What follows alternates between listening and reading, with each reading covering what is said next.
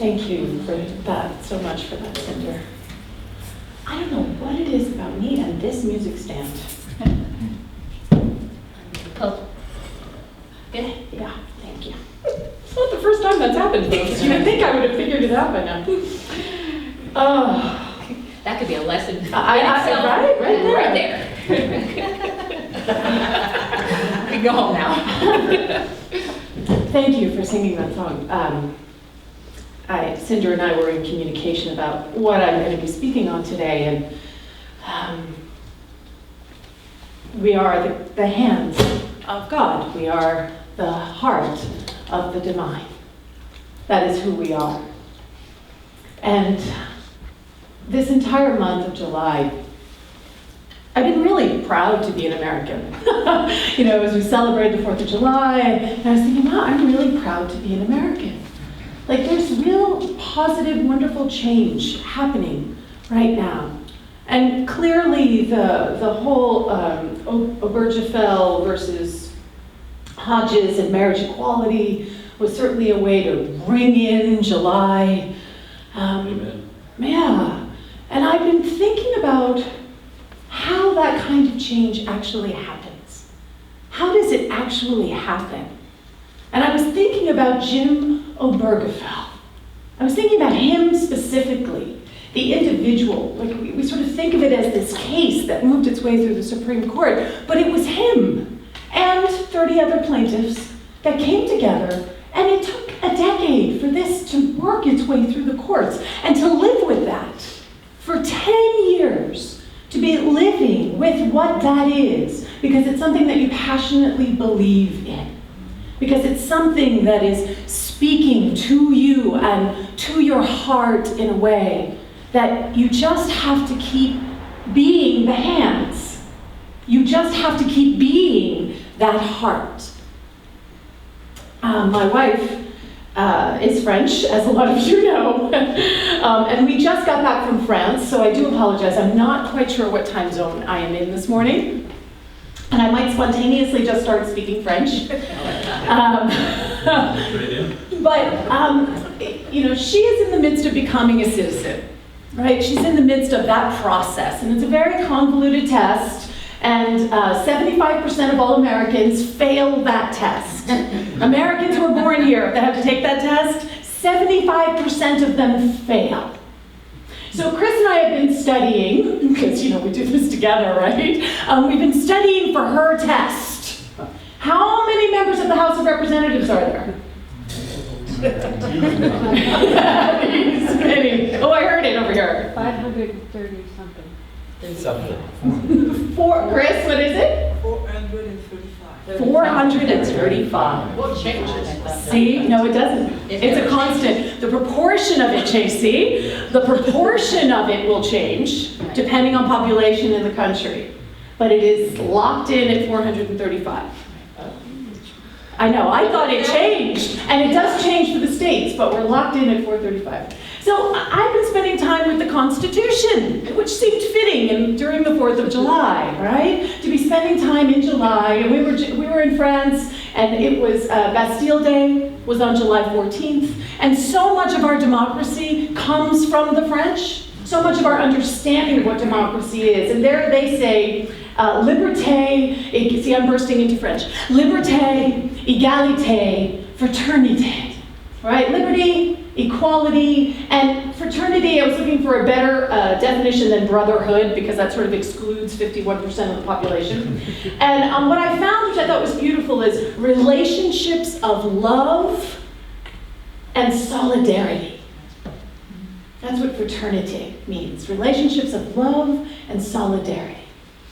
And that's what our entire country is founded upon. These ideas, we the people, right? We the people. And this whole notion, as the gay rights, as all of this thing was happening in the Supreme Courts, I kept hearing people say, wow, this is happening so fast.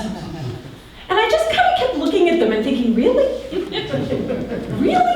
This has been happening so fast? Now granted, the modern understanding that we have of the women's movement and civil rights movement and and of gay rights movement is relatively, quote unquote, young in that they're about 100 years, right? Maybe a little bit more. But they're not, it's not like it just happened yesterday. It's not like it just happened in a heartbeat or with a blink of the eye. So I've been doing some research, and the suffragettes, so we gotta thank the Quakers, right? We gotta thank the Quakers for women's rights and for civil rights, the beginning of the abolition of slavery. We gotta thank the Quakers, because they were the moving force in this country that made those a reality. And so it was back in the 1840s that you had, I think it was 7 Quakers or 5 Quakers, and Elizabeth Cady Stanton. She wasn't a Quaker. And they all got together and they decided that they were going to have this meeting at Seneca Falls. And that women's rights was something that they were going to stand for. This idea that women should have the right to vote.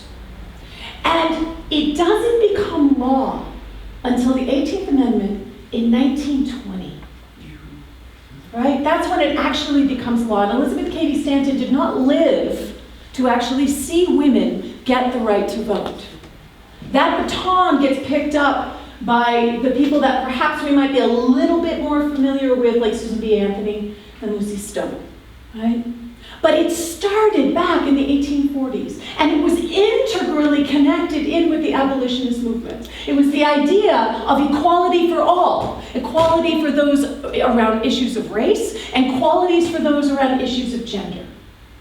And there did get to be a tension point where a decision was made within the movement that women's rights were going to fall away in order to make sure that black slaves, that the abolitionist movement could continue forward. And there's all this tension going on between those two dynamics, between the women's rights and the civil rights, and it creates, do I need to switch mics? Pretty good. Yeah, it's all right. Just scratching. I'm hearing, yeah. But it took 70 years from the first meeting in Seneca Falls to the constitutional amendment that actually changed the Constitution. And you know what I love about our Constitution, and I didn't know this until I started studying with Chris for a test, is that our original Constitution, the first 10, what we call the Bill of Rights, those are actually the first amendments to the Constitution. That we passed the Constitution with the agreement that we were immediately going to amend it. It would never have been passed, the original Constitution, if there hadn't also been the understanding that we were then immediately going to change it. We're willing to pass this, and as long as we immediately change it right after. So this idea of evolution and growth, this idea of an evolving understanding of what we are creating is built into the fabric of our Constitution. It's built into the fabric of this country. It's built into part of who we are and what our identity is. The blacks getting the right to vote happens in 1870. It is only for black men. Frederick Douglass, God bless him, actually said that he did not believe that white women needed the right to vote. That they already had enough privilege coming off of their white husbands, right? Which I was like, well, what about black women? Like, where does that leave them? Where are they in this picture?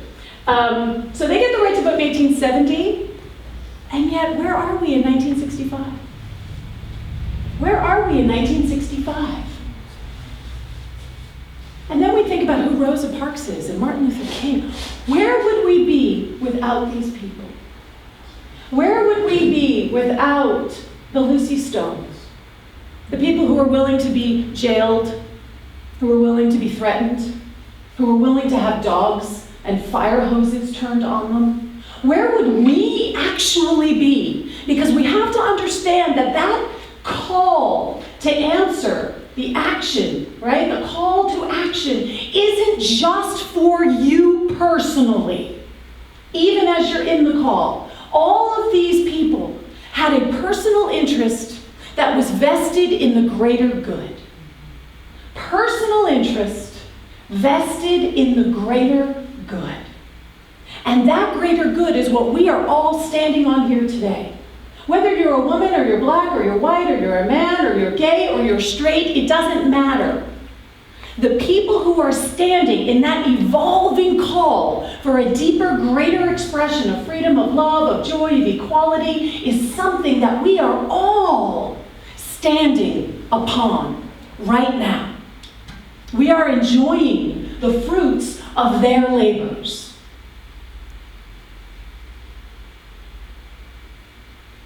You know, every fifth grade elementary school kid in this country learns about Rosa Parks.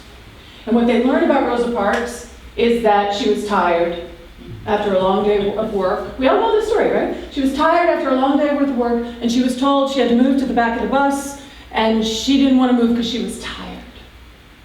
That is not what happened.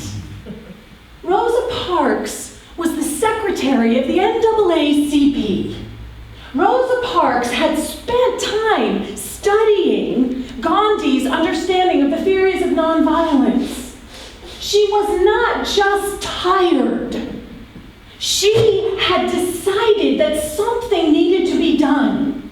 And that moment, where perhaps she was tired, presented the perfect opportunity for what she had been preparing herself for, to be able to step into it. And you know what's interesting? The first demands on the Montgomery Montgomery bus boycott, we think of it as they wanted desegregation of the buses. They actually didn't ask for that.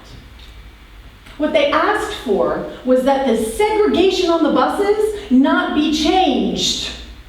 Because what happened to Rosa was that there was the colored part of the bus and there was the white-only part of the bus, but if more white people got on the bus driver could make the quote-unquote colored section white. And that's what happened to Rosa Parks. She was actually sitting in the colored section of the bus, and the bus driver said to her, "You have to give up your seat because there's more white people now that need this seat." The first demands of the Montgomery bus boycott were just that that couldn't happen anymore. That the lines of segregation were actually going to remain exactly the way they were. And yet, look what happened.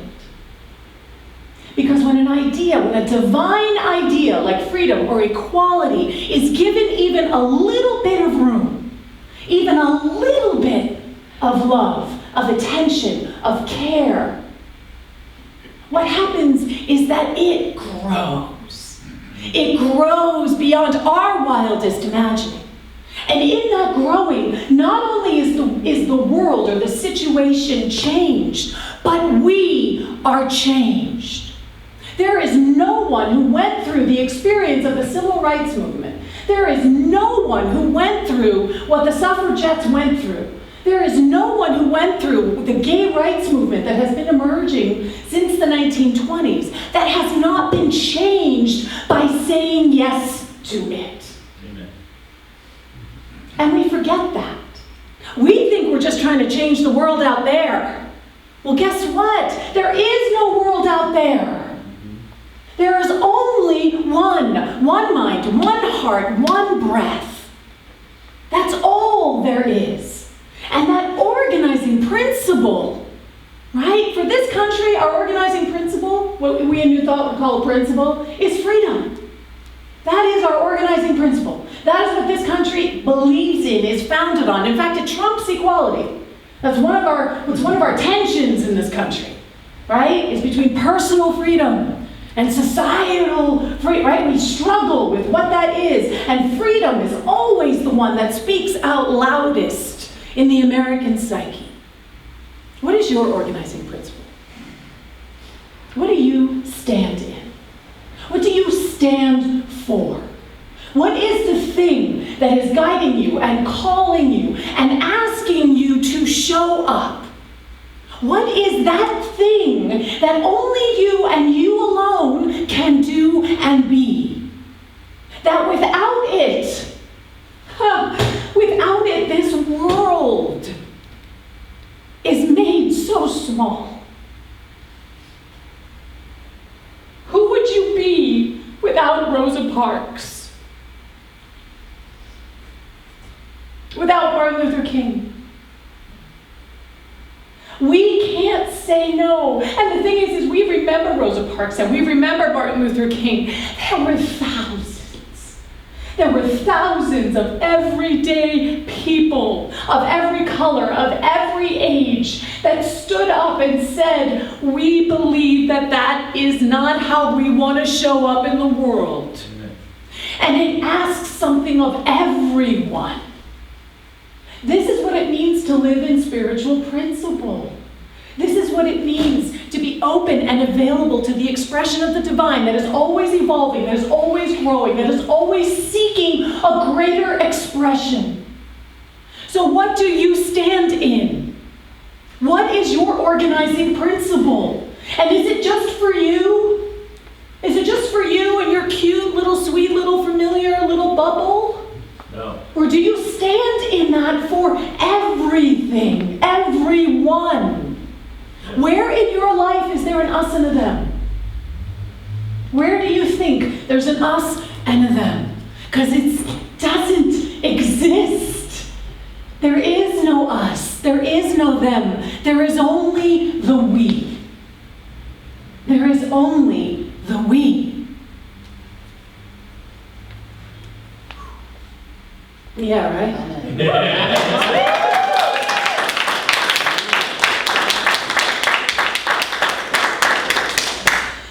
We have to cultivate that we. That's our job. That's what we're here for, is to break down the walls of this idea of separation, of limitation, of something outside of us. It is our job. We are called, each of us, to know the divine as the wholeness that it is, as the oneness that it is, more fully. We can call it the we. We can call it the us. We can call it the one. We can call it Allah. We can call it Buddha. It doesn't matter what we call it. But the idea is the same, that we are breaking through the small idea of who we think we are, of who we think the world is. Because folks, there is so much work left to do. Yes. I mean, we can stand and we can celebrate on everything that has been accomplished, because let me tell you, it is, whoo, I've had a great couple of months here. Really. Yeah. And there is so much more that we are being called to do, that we are being called to be. Racism, homophobia, sexism, ageism, classism. There are so many isms, right? There are so many isms. And I know that what it does to me sometimes is I get dispirited. I feel like I can't make a difference. Like me, little me, am I really going to make that big of a difference? And I'm very clear that I know that it is asking for me to change. It is asking for me to show up in a different way, and what if I don't want to? I don't know if I want to do that. I like my life. It's not just our life. It's not just my life. There is a we that is operating. And we owe it to whoever is going to stand on our shoulders. Who is going to stand on our shoulders? What is it that we are doing and being and breathing truly to make this a world that works for everyone? There's no genie, folks. There's no genie. It's going to change through us. That's how it's going to happen. We are the change itself. We are the very thing itself. And there is no quick fix. But there is this continual allowing and potential and beauty and grace. We cannot let ourselves become apathetic. We cannot let ourselves become numb. We cannot let ourselves get to the point where our bubble gets so small. We have to break out of that. Because it's us. If we think there's somebody else out there, it's actually us. We're not doing or avoiding or ignoring anything but ourselves. We cannot move through suffering by avoiding it. We cannot move through suffering by avoiding it. Everyone can be great because anybody can serve. You don't have to have a college degree to serve. You don't have to make your subject and verbs agree to serve. You only need a heart full of grace and a soul generated by love.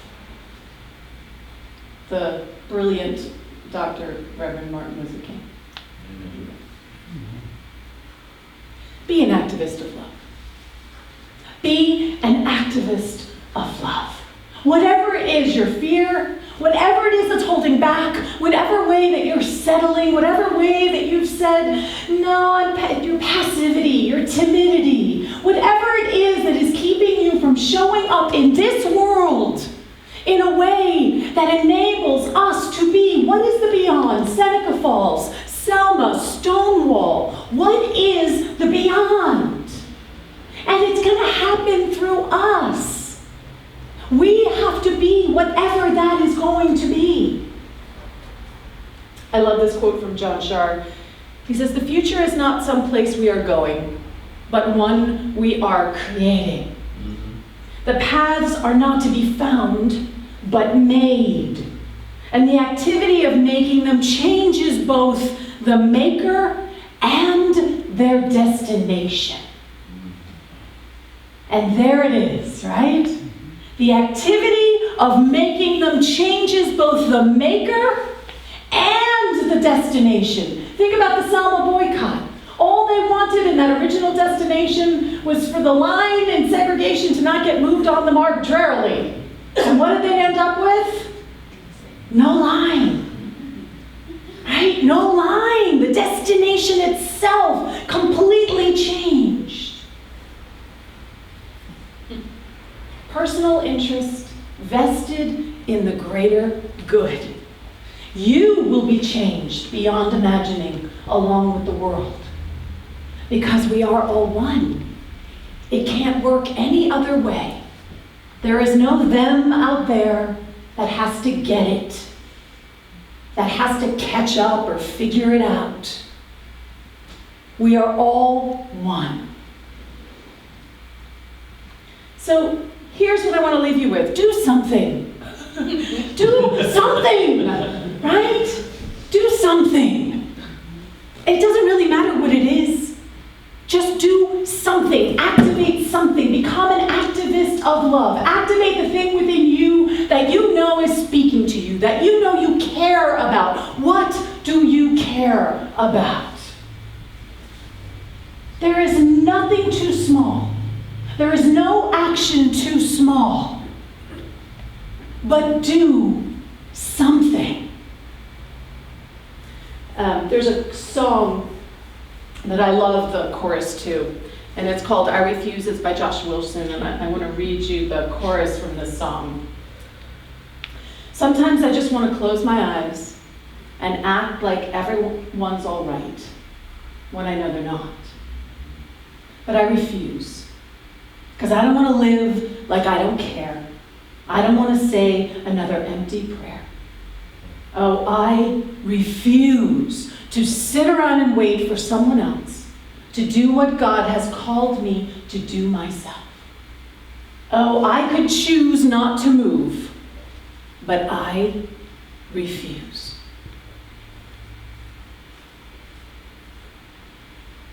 In New Thought, we talk about error thoughts, ideas, understandings, beliefs that are not actually in alignment with truth.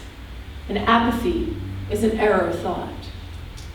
Disinterest is an error thought. Where are your error thoughts? Where are you being invited to show up in service to this world? And in showing up in service to this world, you are showing up more fully, more powerfully, more magnificently for yourself. Moving beyond the me, and keeping yourself safe, keeping it familiar. Moving out of that close little sphere and understanding that it is there's a much larger paradigm operating as our life. Will you dance with the larger paradigm? Will you engage with that bigger picture? And it does ask us to be vulnerable. It does ask us to step out of our comfort zone. But we are that next generation. We are who someone else is going to be standing upon in the future. So what is yours to be and to do? What is your organizing principle? What is it that matters so much to you that you will stand in it and be it, not just for you, but for the entire world? Selma, Seneca Falls, Selma, Stonewall, and beyond. Because it's not done, and that's fun. Think of all the possibilities that are out there that are going to be activated through us. I can't wait to see it. I honestly can't wait to see it. I certainly know that when I was born right before Stonewall. So in my generation, I literally, me alone, has seen a huge transformation in the movement of gay rights. And I honestly, when I was younger, I never would have thought that gay people could get married. I mean, it wasn't even on the radar. It wasn't even part of the consciousness, gay people getting married. Beyond our imaginings is what is possible. But we have to care. We have to care. Personal interest vested in the greater good. So let's take a breath together and let's take all of this into meditation. Because everything we need is within us. Everything we need is within us. Whatever it is that we are asked to be, to do, to show up, it is available as our life right now. So let's take this opportunity to touch down, to listen.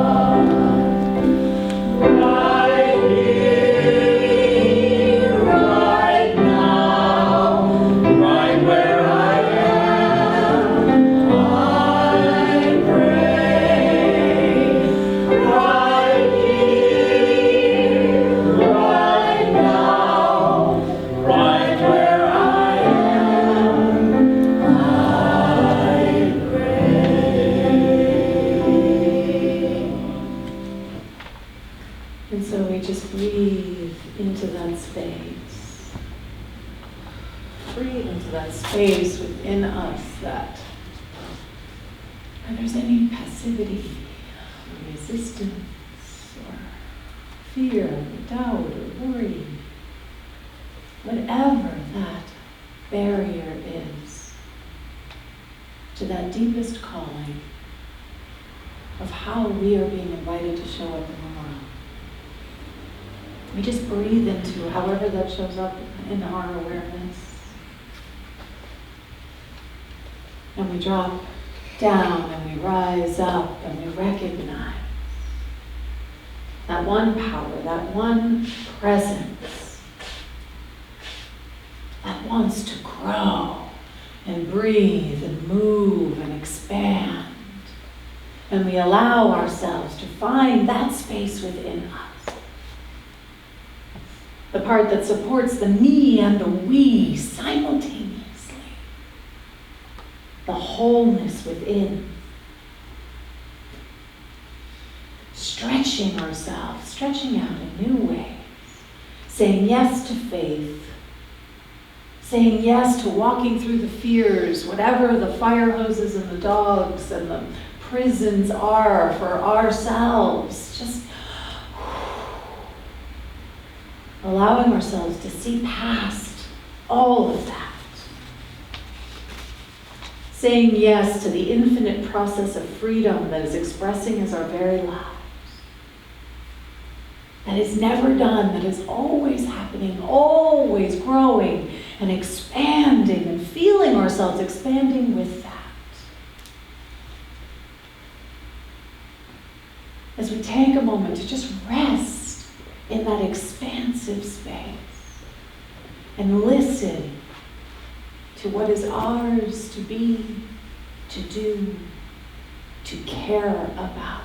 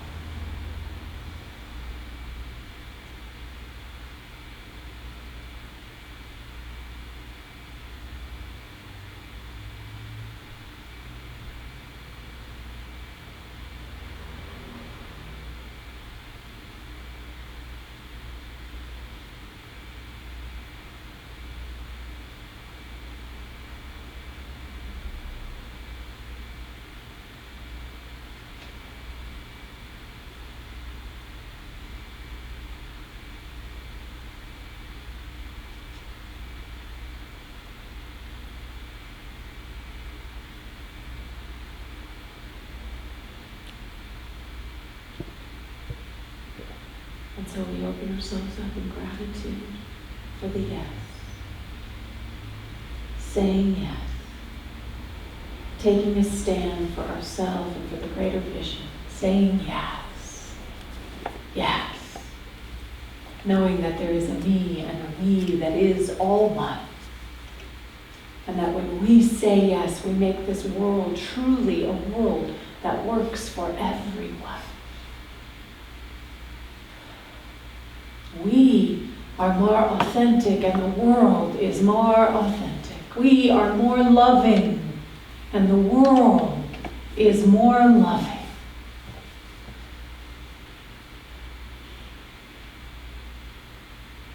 So take a breath with me and I would like you to repeat after me. I say yes to this greater vision. I say yes to this greater vision. I am stretching out.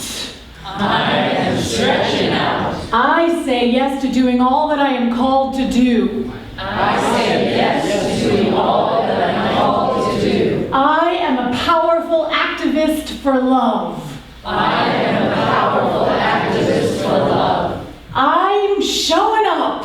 I'm showing up. Everyone stand up and say, I'm standing for love. I'm standing for love. Turn to somebody else and say, you're standing for love. You're standing for love. We are standing for love. We are standing for love. We are the change we want to see. We are the change we want to see. Look at somebody and say, I am in love with this world and I am taking you with me.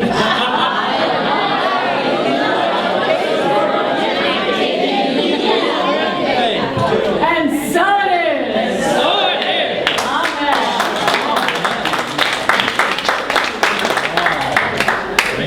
Yeah.